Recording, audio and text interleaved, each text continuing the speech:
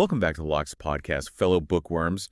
And if you are just stumbling upon us for the first time, well, you're lost no more. Get ready to be swept away. Because today, on our New York Times Bestseller Roulette series, we're diving into a book that's been setting the literary world on fire, Fourth Wing by Rebecca Yarros. Now, for our listeners tuning in for the first time, this series is all about throwing a dart at the New York Times bestseller list and seeing where it lands. And let me tell you, this week's pick is a real gem. Fourth Wing is a fantasy novel that's been topping charts, earning rave reviews, and even snagged a TV series adaptation all before the second book even hit the shelves. I just finished it last night, and let me tell you, I am still reeling from that ending.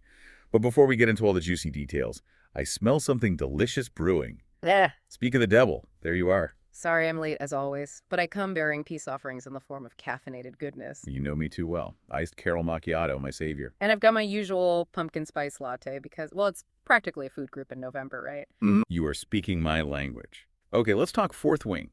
Did it live up to all that hype for you? You know, I went in with pretty high expectations considering all the buzz, and honestly, I was blown away. This book is more than just dragons and romance, though it definitely has those in spades. It's about grit-defying expectations and finding your strength in the face of, well, fire-breathing beasts and a whole lot of societal pressure. That's such a great point. So for our listeners who haven't had the pleasure of entering this world yet, Fourth Wing takes us to a world where dragon raiders are the elite warriors protecting humanity from all sorts of monstrous threats. Our main character, Violet Sorrengail, is kind of thrown into this world. Her mother is the commanding general, talk about pressure, and she basically forces Violet into training even though she'd much rather be a scribe. That mother-daughter relationship is so fascinating, isn't it? It makes you think about ambition duty and how far someone would go to achieve their goals, even if it means pushing their child into a life they're not suited for. Totally. And speaking of not being suited, Violet is considered fragile, not exactly cut out for the brutal training needed to become a dragon rider. Plus, there are only so many dragons, so not everyone even gets the chance to bond with one. It's intense. It's like survival of the fittest, but with a fantastical twist. And the setting itself, Basgiath War College, adds to that feeling of constant pressure. It's not just a school, it's a crucible where these young riders are forged in fire, literally. Right. You're constantly on edge, wondering who's going to make it and who's going to, well, maybe become Dragon Chow. Yeah. Which brings us to another layer of this story, the competition. Let's just say some of the characters at this war college are as ruthless as the beasts they're training to ride. I'm looking at you, Zayden Ryerson. Oh, Sajin. He's the epitome of the brooding, powerful, and mysterious wing leader. He leads a group of elite dragon riders, and let me tell you, he and Violet do not exactly start off on the best foot. Talk about tension. Understatement of the year. Their relationship is one of the things that had me hooked from page one. It's that classic enemies to lovers trope. But Yarros does it so well. You're constantly wondering if they'll kill each other or kiss each other, and that line gets very blurry sometimes. Exactly. And let's not forget the dragons themselves. They're not just mindless beasts in this story. They have distinct personalities, complex emotions, and their bond with their rider is, well, it's magical. The descriptions of their flights, their abilities, their connection to the riders, it's also vividly imagined. You can practically feel the wind in your hair and the heat of the dragon's breath as you read. And that, I think, is what elevates Fourth Wing above a lot of other fantasy novels. It's not just about action and adventure. It's about the bond between humans and these incredible creatures. It's about exploring the limits of courage, loyalty, and the choices we make when faced with impossible odds. I love that you brought up the choices because that really resonated with me. Violet is constantly facing impossible decisions. Does she follow her heart, her duty, or forge her own path? And the consequences of those choices, let's just say they're not for the faint of heart. She's definitely not your typical damsel in distress. She's flawed, she makes mistakes, but she's also incredibly strong and determined. You can't help but admire her resilience, especially in a world that seems determined to break her. Absolutely. And, for a book that has so much action and drama, it also has these quiet moments of introspection where Violet is grappling with who she is, what she believes in, and what she's willing to sacrifice. It's that depth that makes it so compelling. Right, and those moments make the action sequences even more impactful because you understand the weight of Violet's choices. You feel the risk she's taking, not just physically, but emotionally. Exactly. Speaking of risks, that ending, wow, I did not see that coming. I'll just say it left me desperately wanting the next book. That cliffhanger was brutal. But thankfully, the sequel Iron Flame is already out. So listeners, if you find yourself needing answers immediately, you know what to do. Exactly. But before you all rush off to buy the entire series, let's take Yeah. a moment to appreciate the world that Yarros has built. It's so intricate, so well developed, and it feels so real. You can tell she put a lot of thought and research into creating this world, and it pays off. It's that attention to detail that makes it so immersive. From the hierarchy of the dragon riders to the intricate workings of the dragons themselves, she's thought of everything. You get swept away into this world and you never want to leave. It's like she's created a whole new mythology with its own rules, its own history, and its own sense of wonder. And it's just the beginning. I can't wait to see where she takes us next. And I think that's one of the things that's resonating with so many readers is this world feels familiar in a way, even though it's full of dragons and magic. It's about facing your fears, finding your strength, and fighting for what you believe in, even when the odds are stacked against you. Who hasn't felt like an underdog at some point in their lives? You hit the nail on the head. It's that relatable human element that shines through, even amidst all the fantastical elements. And speaking of relatable violets, journey of self-discovery is something I think a lot of listeners, especially young women, will connect with. She starts out unsure of herself, feeling pressured to live up to her family's expectations, but she eventually finds her own voice and her own power. Absolutely. She's a fantastic role model for anyone who's ever felt like they don't fit in or that they're not good enough. She proves that strength comes in many forms, and it's not always about physical prowess. Sometimes it's about having the courage to stand up for yourself, to question authority, and to forge your own path. Exactly. And let's not forget the romance. The enemies to lovers trope is a classic for a reason. It's Yeah. just so satisfying to watch two characters who start out at odds with each other, slowly realize that there's something more beneath the surface. The chemistry between Violet and Zaganon is electric dios. Yaros does a brilliant job of building that tension, that push and pull between them. You're never quite sure if they're going to end up ripping each other's throats out or ripping each other's clothes off. Okay, that might be a little too graphic for our listeners, but you get the point.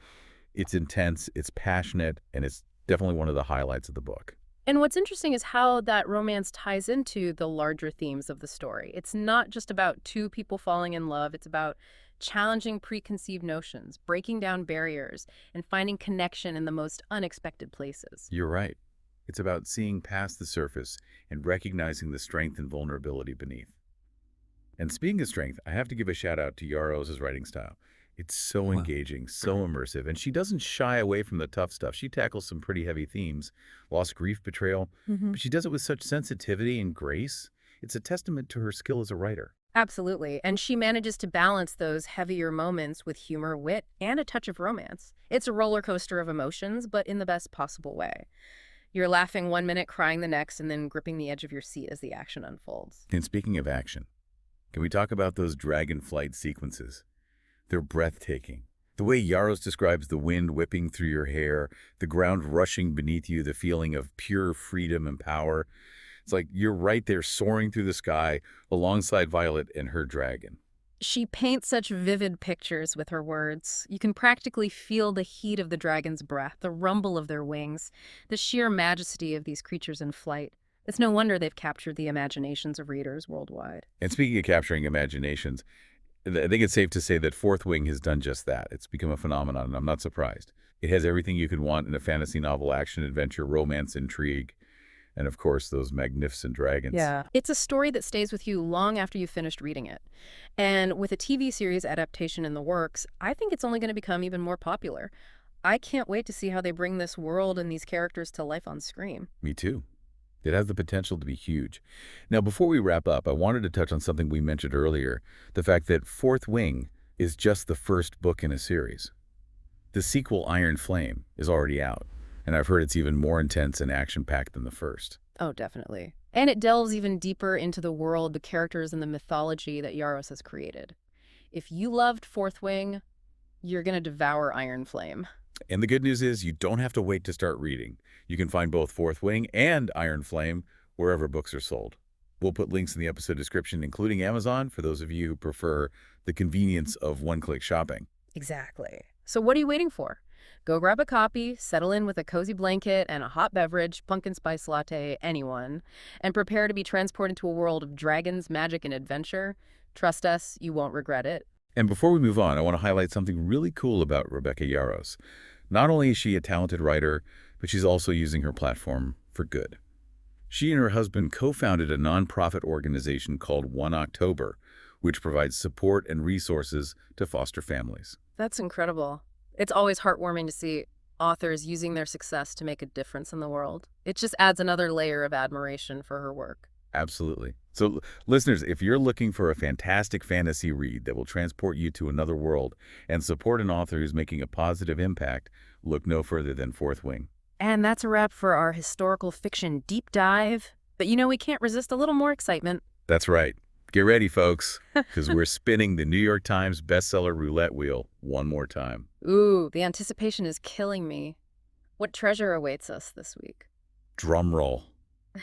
This week, we're journeying into a world of dragons and danger and forbidden romance with Fourth Wing by Rebecca Yarros. I knew all those dragon-themed coffees I've been bringing were leading to something.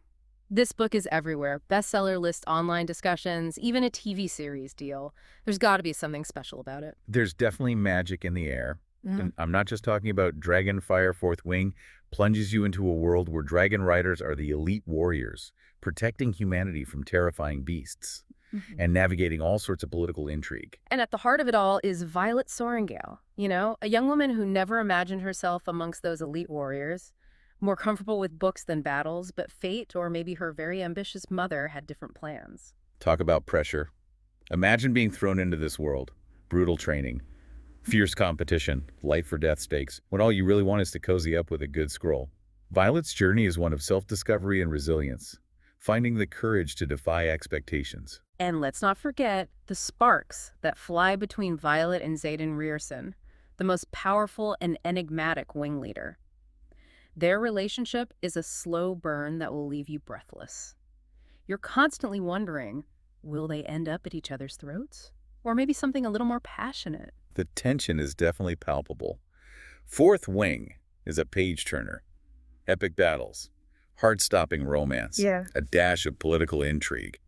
It's a story that will stay with you long after you've finished the last page. And for those eager to embark on this adventure, Fourth Wing comes in both hardcover and paperback, so you can choose your reading style. You can find it pretty much anywhere books are sold. Yeah. But of course, we wouldn't leave you hanging without those convenient links in the episode description. Just head over there for Amazon and other retailers. So dive into the world of Fourth Wing, experience a story that's captured the hearts and imaginations of readers everywhere. And as always, join us next week for another spin of the New York Times Bestseller Roulette.